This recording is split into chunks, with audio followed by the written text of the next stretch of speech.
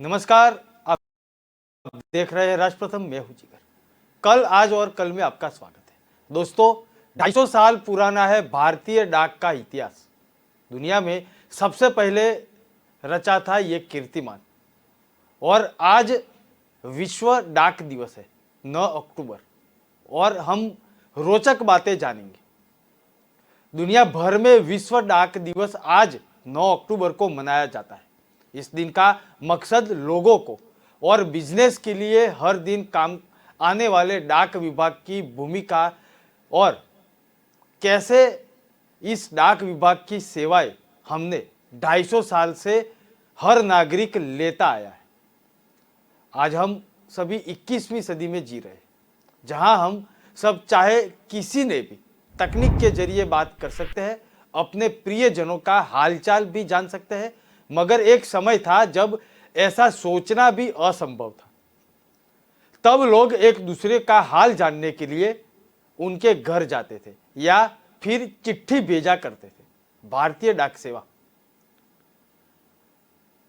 अधिक डाकघरों के साथ, मतलब कि 1.5 लाख से भी ज्यादा अधिक डाकघरों के साथ दुनिया की सबसे बड़ी डाक प्रणाली भारत में है।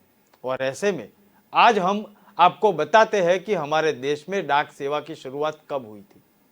भारतीय डाक सेवा की स्थापना यूं तो 165 साल पहले अप्रैल में 1954 को हुई थी, लेकिन सही मायने में इसकी स्थापना 1 अक्टूबर 1954 को मानी जाती है। तब तत्कालीन भारतीय वाइसरॉय लॉर्ड डलहौजी ने इस सेवा का केंद्रीयकरण किया था और इस वक्त ईस्ट इंडिया कंपनी के अंतर्गत आने वाले 701 डाकघरों को मिलाकर भारतीय डाक विभाग की स्थापना की गई थी। हालांकि इसके पहले लॉर्ड क्लाइव ने अपने स्तर पर 1766 में भारत में डाक व्यवस्था शुरू की थी। इसके बाद बंगाल के गवर्नर वॉरेन हेस्टिंग्स ने 1974 में कोलकाता में एक प्रधान डाकघर बनाया था। अंग्रेजों ने इस सेवा की शुरुआत अपने सामूहिक व्यापारिक हितों के लिए की थी, मगर यह देश की आजादी के बाद भारतीयों के लिए सुख दुख का साथी बन चुका। अंग्रेजी हुकूमत ने 1854 में ही भारत में रेल डाक सेवा की शुरुआत की थी। आइए जानते हैं क्या सेवा थी और एक डॉक्यूमेंट्री है, वो देखते हैं।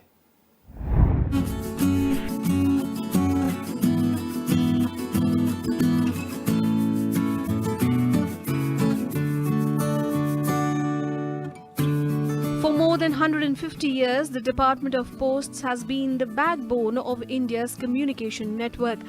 After independence, the need for providing communication had doubled across the country.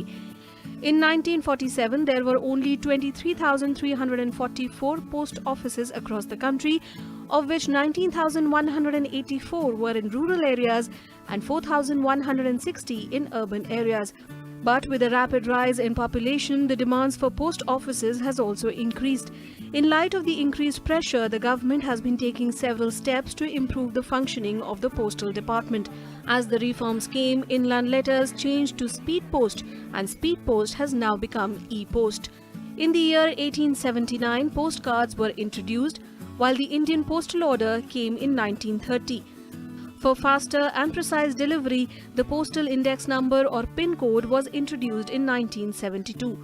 In 1977, the Department of Posts introduced the Value Payable Post or VPP, parcels and insured parcels.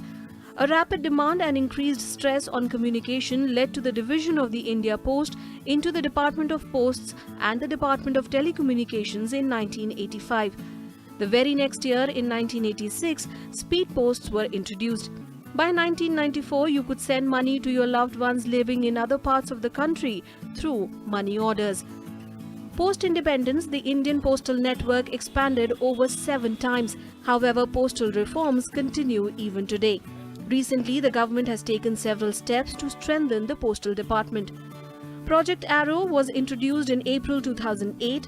The project aims to create an effective friendly environment for staff and customers, providing secure IT services and improving mail delivery, remittances, both electronic and manual, and postal savings plans. Then the Mail Network Optimization Project, or MNOP, was implemented with the objective of consolidation and optimization of the mail network of the Department of Posts with a view to improve quality of operations. Services such as all kinds of letters, speed post, registry and parcel, along with track and trace facility for money orders have been expanded and improved. According to government data, more than 27,215 post offices and administrative offices have been linked to the Wide Area Network, or WAN. New services such as express parcel, business parcel, cash and delivery, online money transfer service, instant money order and e-greeting have also been added. A mobile app has also been launched. The latest reform is the launch of the government's ambitious India Post Payments Bank on the 1st of September 2018. Today, one can easily spot a GPS-enabled post office vehicle on the streets. The Department of Posts has also started the initiative of postal delivery through GIS mapping in select cities. With an objective to leverage the strength of the vast postal network, the Department of Posts has also started retailing mutual funds and bonds. देश में डाक और तार यानी कि Telegram की शुरुआत दो अलग अलग विभाग के तौर पर हुई थी। समयांतर रूप से ही इनका विकास हुआ। 1914 में हुए प्रथम विश्व युद्ध के दौरान इन दोनों विभागों का विलय कर दिया गया। इसके बाद भारत में 1875 के आसपास वीपीपी और पार्सल सेवा शुरू हुई थी। वही 1880 के आसपास पोस्टकार्ड की शुरुआत हो चुकी थी।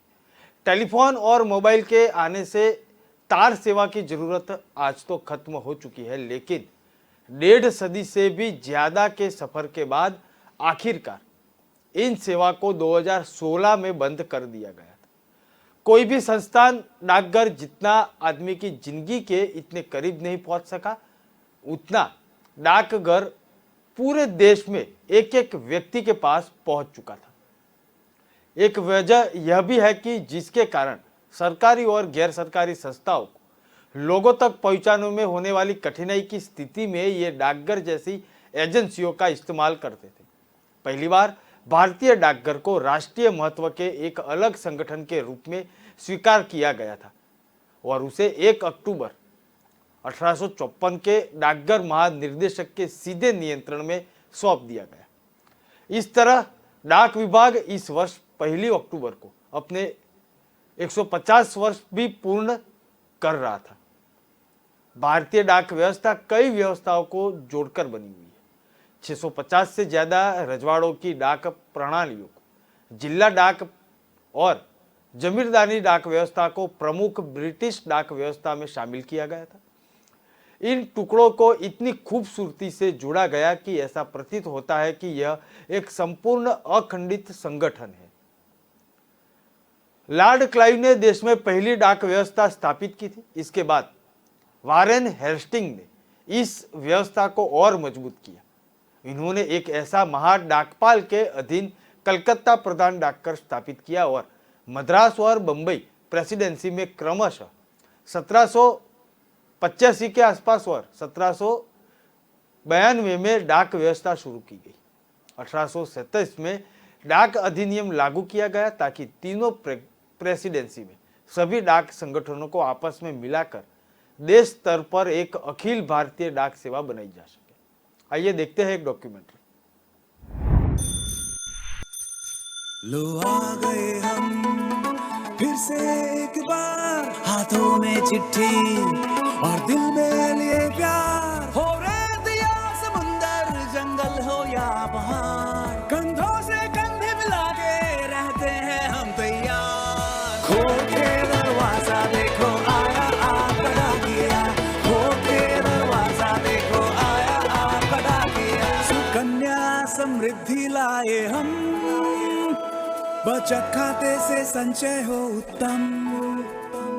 डिजिटल भारत को लेके अपने साथ दोस्ती का बढ़ाते हुए हाथ। देखो देखो देखो खोल के दरवाजा देखो आया आपका डाकिया खोल के दरवाजा देखो आया आपका डाकिया लो आ गए हम फिर से एक बार हाथों में चिट्ठी और दिल में लिए प्यार हो रेत या समुंदर जंगल हो या पहाड़ कंधों से कंधे मिला के रहते हैं हम तैयार खोल के दरवाजा देखो आया आपका डाकिया खोल के दरवाजा देखो आया आपका डाकिया सुकन्या समृद्धि लाए हम बचत खाते से संचय हो उत्तम डिजिटल भारत को लेके अपने साथ दोस्ती का बढ़ाते हुए हाथ डाक और तार दोनों ही विभाग शुरू से ही जन कल्याण को ध्यान में रखकर चलाए गए। लाभ कमाना उद्देश्य नहीं था। 19वीं शताब्दी के उत्तरार्ध में सरकार ने फैसला किया कि विभाग को अपने खर्च निकालने चाहिए। इतना ही नहीं, 20वीं सदी में भी यही क्रम बना रहा। डाकघर और तार विभाग के क्रियाकलापों में एक साथ विकास होता रहा था। 1914 के प्रथम विश्व युद्ध की शुरुआत में दोनों विभागों को एक साथ जुड़कर मिला दिया गया था। भारतीय राज्यों के वित्तीय और राजनीतिक एकीकरण के चलते यह आवश्यक और अपरिहार्य हो चुका था कि भारत सरकार भारतीय राज्यों की डाक व्यवस्था को एक विस्तृत डाक व्यवस्था के अधीन लाए।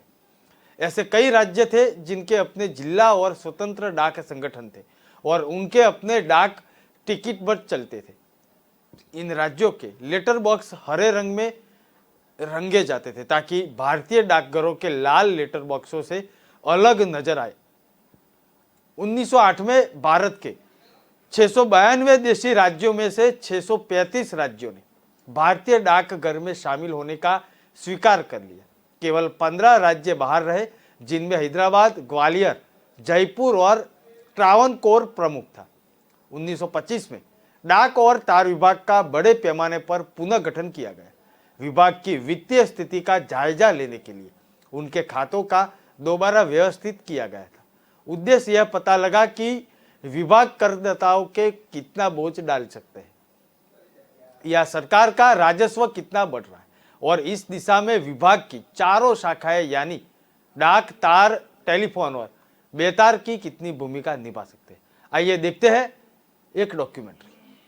कोरोना महामारी में जब पब्लिक को कोई दिक्कत ना हो, इसलिए हमारे सभी साथी पोस्टमैन साथ ही लगकर और पब्लिक का सेवा किए और मास्क और सैनिटाइजर सारा व्यवस्थित के साथ सभी लोगों ने कार्य किया। अदर बैंक का भी पैसा दिए हैं और अपने पोस्ट ऑफिस का भी पैसा सभी लोगों को देते हुए सारा कार्य किया और किसी को हमारे यहाँ पोस्ट ऑफिस में किसी को कोई दिक्कत नहीं हुई। हम लोग जब बचपन में आते थे पोस्ट ऑफिस तो वहाँ पर केवल बस चिट्ठी जाती थी और पोस्ट कार्ड वहाँ होते थे, और अब जो भारत सरकार और उत्तर प्रदेश सरकार की जो सरकार आई है वो हम लोग को एक छत के नीचे तमाम सुविधाएं दे रही है। जैसे बैंकिंग सेवा दे रही है, पत्र भी जा रहे हैं, पत्र आ भी रहे हैं हम लोग, मतलब कई, और ई पेमेंट भी वहाँ से मिल रहा है, ATM कार्ड अब निर्गत हो रहे हैं। तो सरकार कहीं ना कहीं पोस्ट ऑफिस को डेवलप करने में अपना पूरा योगदान दे रही है और ग्राहकों को हर तरीके से संतुष्ट करने का काम कर रही है। जैसा हमारे यहाँ प्रधान डाकघर है, यहाँ पे एक ही छत के नीचे हमें सारी सुविधाएं दी जा रही हैं। आधार कार्ड बनना हो या फिर किसी को FD करवाना हो या पैसे निकालने हो या चिट्ठी के लिए हो जमा करना, स्पीड पोस्ट के लिए, एक ऐसा जगह है जहाँ पे एक ही छत के नीचे सारी सुविधाएं हमको प्रदान हो रही हैं। और इस डाकघर, प्रधान डाकघर होने की वजह से हम सभी उपभोक्ता बहुत संतुष्ट हैं। इसके लिए हमको कहीं जाना नहीं पड़ रहा है, ज़्यादा लाइन नहीं लगती है, आराम से हमारा यहाँ सारा एक ही जगह पे काम हो। भारतीय डाक सेवा का क्षेत्र चिट्ठियां बांटने और संचार का कारगर साधन बने रहने तक सीमित नहीं है। आपको सुनकर हैरानी हो सकती है कि शुरुआती दिनों में डाकघर विभाग डाक बंगले और सरायों का रख रखाव भी करता था। 1830 से लगभग 30 सालों तक यह विभाग यात्री को लिए और यात्रा करने वालों के लिए सुविधाजनक सड़क बनाता था और कोई भी यात्री एक निश्चित राशि से अग्रिम तक पालकी, नाव, घोड़े, घोड़ागाड़ी और डाक ले जाने वाली गाड़ियों में अपनी जगह आरक्षित करवा सकता था। वह रास्ते में पड़ने वाली डाक चौकियों में आराम भी कर सकता था। यही डाक चौकियां बाद में डाक बंगला कहलाई गई। 19वीं सदी में आखिर में प्लेग की महामारी फैलने के दौरान डाकघरों को कुनेन की गोलियों के पैकेट बेचने का काम भी सौंपा गया था। भारत संयुक्त परिवार और छोटी आमदनी वाले लोगों का देश है, जहां लोगों को छोटी रकम की सूरत में लाखों रुपये भेजने पड़ते हैं। रुपयों के लेन देन का काम जिला मुख्यालय में स्थित 321 सरकारी खजानों द्वारा किया जाता था। 1880 में मनी ऑर्डर के द्वारा छोटी रकम भेजने का काम 5090 डाकघर वाली विस्तृत डाक एजेंसी को दिया गया और इस तरह जिला मुख्यालयों तक जाने और प्राप्तकर्ता द्वारा पहचान साबित करने की कठिनाइयां कम होने लगी। 1884 में उच्च पदों पर आसीन कर्मचारियों को छोड़कर देसी डाक कर्मचारियों के लिए डाक जीवन बीमा योजना शुरू की गई, क्योंकि भारत में काम करने वाली बीमा कंपनियां आम भारतीय निवासियों का बीमा करने से कतराती थी। उन कठिन दिनों में से देश में साथ साथ डाक विभाग भी इनके असर को अछूता नहीं रहा। 1857 के बाद विभाग ने आगजनी और लूटमार का दौर देखा है। एक उप डाकपाल और एक ओवरसीयर की हत्या कर दी गई थी। एक रनर को घायल कर दिया गया था और बिहार, उत्तर प्रदेश और उत्तर पश्चिमी सीमांत राज्यों के कई डाकघरों को लूट भी लिया गया था। उत्तर पश्चिम सीमांत राज्यों और अवध में सभी संचार लाइनों को बंद कर दिया गया था और हिंसा खत्म होने के जाने के बाद भी साल भर तक कई डाकघरों दोबारा नहीं खोले जा चुके थे। लगभग 5 माह चलने वाले 1920 की डाक हड़तालों ने देश की डाक सेवा को पूरी तरह ठप कर दिया था। 1942 में भारत छोड़ो आंदोलन के दौरान कई डाकघरों और लेटर बक्सों को जला दिया गया था और डाक का आना जाना बड़ी मुश्किल से हो पाता था। इसके कारण कई सेक्टर में डाक सेवाएं गड़बड़ा गई थी। आइए देखते हैं एक डॉक्यूमेंट्री।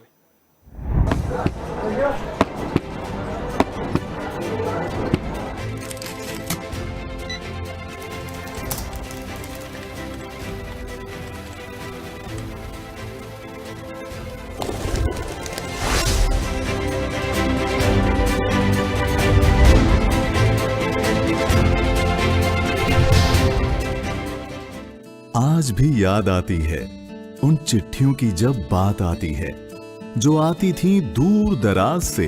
वो खुशियों से भरी मीठी याद दरवाजे पर दस्तक दे जाती है। जो गौरव है 125 करोड़ भारतीयों का, 150 वर्ष से भी अधिक है जिसकी पहचान, 1,55,000 डाकघरों को जो जोड़े हैं साथ। ऐसे तो पोस्ट ऑफिस और आपका रिश्ता काफी पुराना है और इस रिश्ते को और भी मजबूत बना रहे हैं हम। इंडिया पोस्ट की एक नई सोच, एक नई राह, डिजिटल की तरफ बढ़ते जा रहे हैं हम।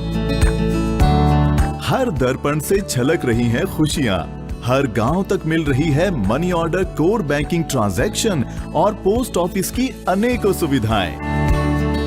पोस्टल लाइफ इंश्योरेंस, जिसने दिया है जिंदगी को एक नया आयुष्मान। आम आदमी से लेकर डॉक्टर, इंजीनियर की जिंदगी का दर्पण। पोस्टल लाइफ इंश्योरेंस, हर जगह हर पल। डीबीटी पेमेंट से आधार की साझेदारी, आसानी से भुगतान करने की ली है हमने ये जिम्मेदारी। आम आदमी की हर जरूरत का हमने रखा है ख्याल। ई कॉमर्स और डिजिटल पहल से लेकर सब कर रहे हैं इंडिया पोस्ट से भागीदारी, जिससे आसानी से मिलेगी घर बैठे सुविधा सारी। क्लाइंट्स को क्या चाहिए होता है, उन्हें एक टाइम बाउंड सर्विस चाहिए होती है, एक टेक्नोलॉजी अपडेट चाहिए होती है। तो हम कमिट करते हैं कस्टमर्स को, हम आपको वो सर्विस देंगे जो आप कुरियर पार्टनर से एक्सपेक्ट कर रहे हैं। हर भारतीय को परिवार की तरह जोड़ता, एक पहचान देता, वो आधार कार्ड। पहले आधार कार्ड बनवाने के लिए हमें देखना पड़ता था कहाँ जाए, कहाँ ज़्यादा भीड़ है, सेंटर बहुत कम थे। लेकिन इंडिया पोस्ट ने अपनी अधिकतर ब्रांचों में सुविधा कर दी, जिससे कि हम आराम से किसी भी शाखा में जाके जहाँ भीड़ कम है आराम से अपना आधार कार्ड बनवा सकते हैं। इंडिया पोस्ट पेमेंट्स बैंक, आपका बैंक आपके द्वार। हर जगह हर पल तैयार। किसान हो या व्यापारी, गृहिणी हो या विद्यार्थी, सबको साथ लेकर चल रहा है बैंक। सबके साथ बढ़ रहा है IPPB का ये सफल अभियान।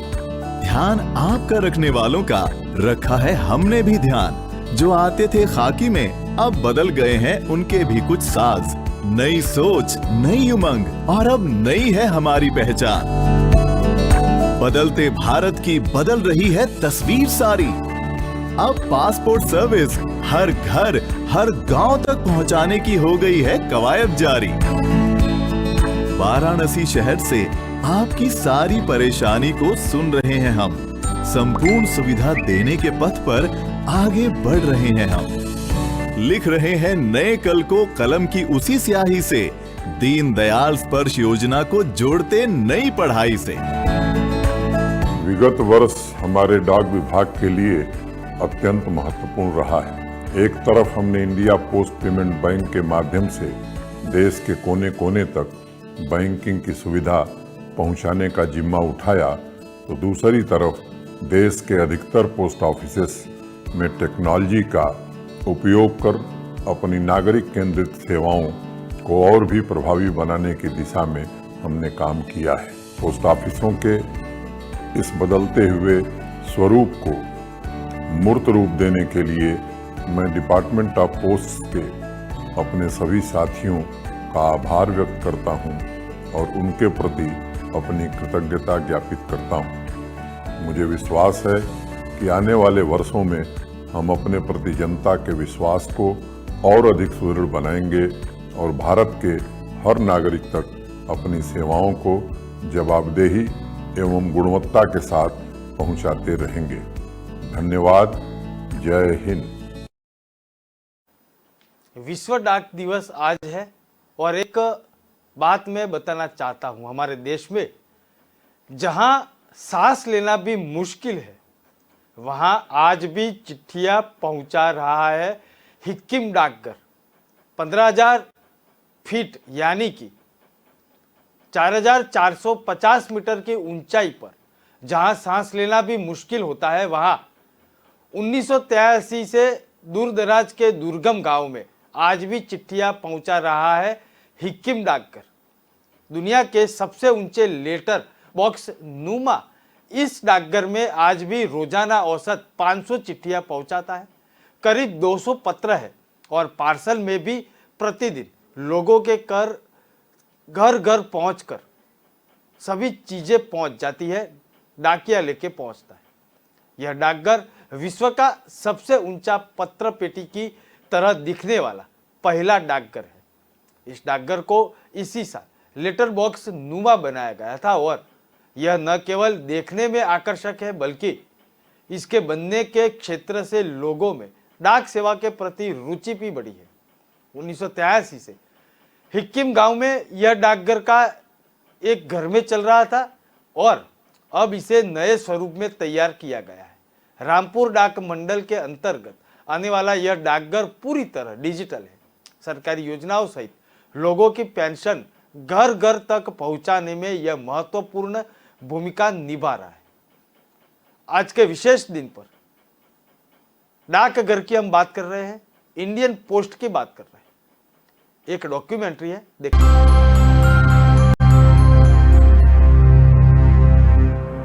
ऑर्डर हो या फिर पोस्टल ऑर्डर, रिटेल सेवाओं का मामला हो या स्पीड पोस्ट का, मनरेगा की मजदूरी हो या फिर PPF और NCC, भारतीय डाक के बिना काम नहीं। तो देश और दुनिया के विकास के साथ ही पोस्टल सर्विसेज भी डिजिटल हो चुकी और एक्सप्रेस सेवाएं भी शुरू हो चुकी है और इस सर्विस के तहत देश और दुनिया के लोग आज भी इसकी सेवाएं का लाभ लेती है। पोस्ट से दुनिया की लगभग 80% आबादी को होम डिलीवरी की फैसिलिटी मिलती है और इसके अलावा 75% लोग ऑनलाइन सेवा भी मिलती है और उसका फायदा भी उठाते हैं। आज 9 अक्टूबर है और विश्व पोस्ट दिवस है। आप सभी को शुभकामनाएं। नमस्कार।